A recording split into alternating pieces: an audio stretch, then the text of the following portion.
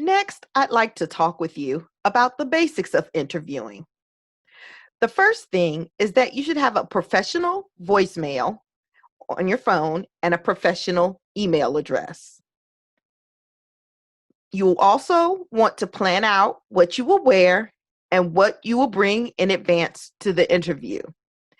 I will tell you, there is nothing more stressful than waking up the morning of your interview and trying to scramble together what you're going to wear.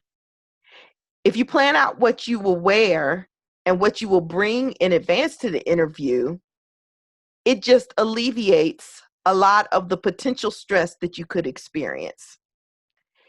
If you can, you'll want to drive or get driven to the interview location early, and I mean a day before if you can. Again, that will make things easier on the day of the interview because you won't feel stressed out having to worry about whether you get lost or will you get there on time, or if there is something like traffic that's holding you up. By knowing where you're going to interview in advance, it makes it a lot easier and a lot less stressful. You will want to arrive 15 to 20 minutes before the interview and make sure to be friendly to everyone. There are several types of interviews that you may experience. So I'll try to go over the most common types. The first type is either a phone or Zoom or some kind of video interview. Those kinds of interviews are usually initial screening interviews. They are approximately 30 minutes or so. There are challenges with these kinds of interviews. So they are screening interviews so they can figure out who to bring in on site for the next level of the interview.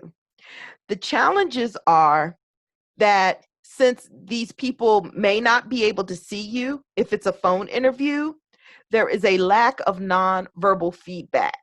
Also, you are not able to read the audience if you cannot see them in person.